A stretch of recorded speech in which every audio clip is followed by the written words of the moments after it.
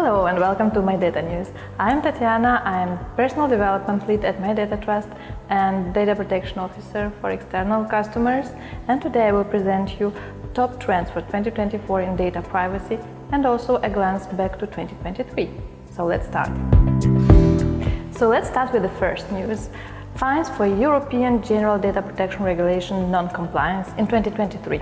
So it was observed in 2023 that the average amount of fines for European GDPR violations increased significantly in comparison to the previous years. According to the GDPR tracker, which is based on the publicly known fines, approximately 2.1 billion euros fines were imposed in 2023. Social media and big techs remain the primary target for the record fines across the countries surveyed. Though the biggest fine of the year was issued by Irish Data Protection Commission with a 1.2 billion euros against Meta. Justification for fines are several and include failure to comply with core GDPR principles, such as lawfulness, fairness, and transparency. Also, data breaches violating the integrity and confidentiality principle, and together with that, the related Article 32 regarding the security measures for processing. Besides the fines, orders to suspend illegal processing of personal data affected the business continuity. Therefore, establish a clear data governance and effective risks management are essential for organizations to ensure GDPR compliance and show accountability. So now let's jump to the second news regarding the data protection officers and the enforcement of their role. The European Data Protection Board, EDPB, published a report about the coordinated enforcement action for designation and position of the data protection officers. The aim of this action is to have insights into the profile, position and work of the DPOs in practice, but also to reflect on the actions undertaken by the data protection authorities, to raise awareness of requirements applicable to the DPOs within organizations and to promote the role of the DPO. The action took place as a fact-finding exercise and via questionnaires. The answers were provided by the data protection officers and organizations from both private and public sectors. Quite many challenges were identified and are the following.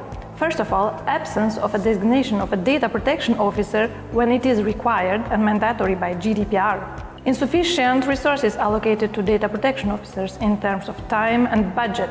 Also, it was pointed out insufficient knowledge and training that was allocated to the DPOs.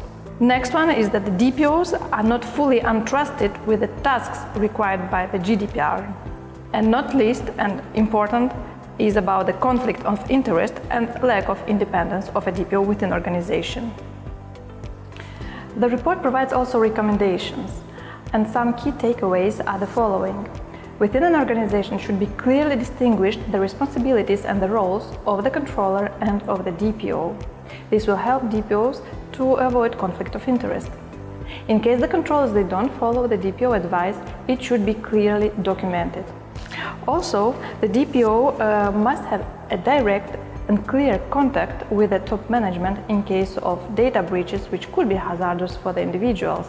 This should be established within a procedure in a company. And lastly, raise awareness about the role of DPO within your organization. If your organization has a DPO or should appoint a DPO, there are different solutions how to manage the DPO's position and his or her work within your organization with compliance of the GDPR. Now, our last news are about the European Union data boundary for Microsoft Cloud services. Personal data will stay within the European Union. So Microsoft is a US-based company, but they will upgrade its cloud computing services to let customers from European Union to keep their personal data within the European Union. And our last news about the European data boundary for Microsoft Cloud services. Personal data will stay within the European Union.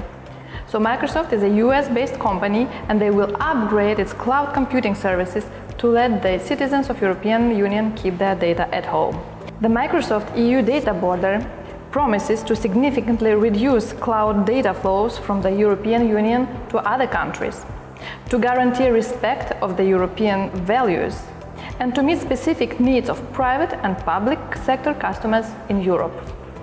The upgrade will apply to Azure, Microsoft 365, Power Platform, and to Dynamics 365. So the process started over a year ago. Microsoft set up European cloud principles and cloud sovereignty.